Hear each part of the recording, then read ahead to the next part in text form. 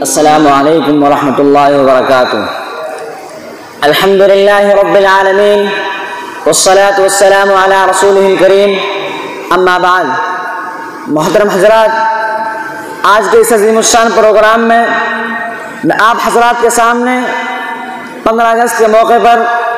جنگ آزادی میں مدارس اسلامیہ کے علماء کرام کی قربانیوں پر کچھ روشنی ڈالنا ضروری سمجھتا ہوں۔ امید ہے کہ آپ حضرات بغور سماعت فرمائیں گے۔ مدارس اسلامیہ ہند نے جہالت و ناخواندگی کے خاتمے، علوم و فنون کی تعلیم و ترویج اور ملت اسلامیہ کی دینی و ملی قیادت اور رہنمائی کا فریضہ ہی انجام نہیں دیا ہے، بلکہ ملک و ملت کے وسعت اور مفاد میں بھی انہی مدارس اسلامیہ کی بڑی خدمات رہی ہیں۔ بالخصوص برطانوی سامراج کے ظلم و استبداد اور غلامی و محکومی سے نجات دلانے اور ابنائے وطن کو عروس حریت سے ہمکنار کرانے میں مدارس اسلامیہ اور ان کے قائدین کی قربانیاں آب زر سے لکھی جانے کے قابل ہیں۔ وہ مدارس اسلامیہ کے جانباز علماء کرام ہی تو تھے جنہوں نے ملک میں آزادی کا سور اس وقت پھونکا جب عام طور پر دیگر لوگ خواہ وہ کسی بھی مذہب سے تعلق رکھتے ہوں خواب غفلت میں مدہوش تھے۔ اسی دریا سے اٹھتی ہے وہ موج تند جولا بھی، اسی دریا سے اٹھتی ہے وہ موج تند جولا بھی، نہنگوں کے نشے میں جس سے ہوتے ہیں تہو بالا۔ لیکن آج یہ بڑا قومی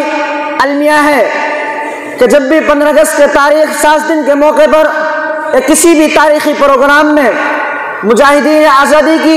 قربانیوں کو یاد کیا جاتا ہے، ان کو خراج عقیدت پیش کیا جاتا ہے، تو ان علماء کرام اور مجاہدین حریت کو نظر انداز کر دیا جاتا ہے جنہوں نے ملک کی آزادی کی خاطر قید و بند کی صحبتیں برداشت کی،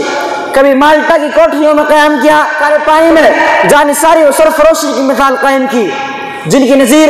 آج تک نہیں ملتی، اور ملک کا چپا چپا ان کی قربانیوں کا چشمدید گواہ ہے۔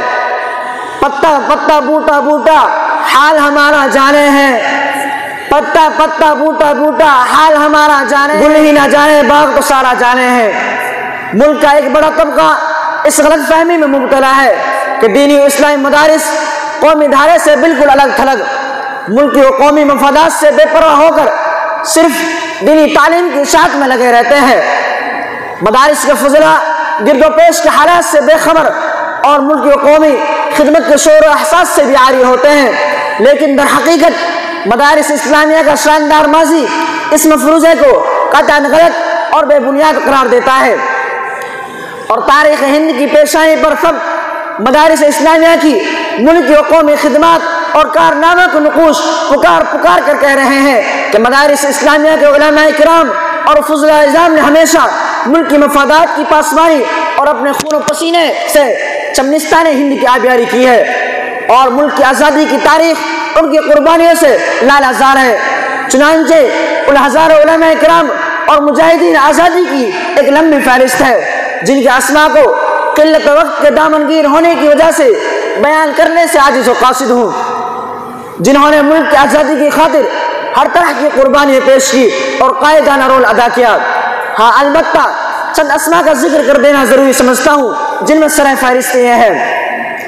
حضرت مولانا شاہ ولی اللہ دہلوی، مولانا شاہ عبدالعزیز دہلوی، مولانا شاہ رفیع الدین دہلوی، مولانا شاہ عبدالقادر دہلوی، مولانا شاہ اسحاق دہلوی، مولانا شاہ عبدالحی بڑھانوی، مولانا عطا اللہ شاہ بخاری وغیرہ آسمان حریت کے وہ تابندی ستارے ہیں جنہوں نے محکومی کی شب دیجور کو تار تار کیا اور ملک کے چپے چپے کو ارواح حریت کی ذوفشانی سے معمور کر دیا۔ الغرض علماء کرام اور مدارس اسلامیہ نے آزادی ہند کے خاطر بڑی قربانیاں پیش کی، اور جب بھی ملک کو ہماری جان و مال کی ضرورت پڑی تو ہم نے آگے بڑھ کر سب سے پہلے اسے پیش کیا۔ چنانچہ شاعر کہتا ہے: جب پڑا وقت گلستہ کو خوں ہم نے دیا،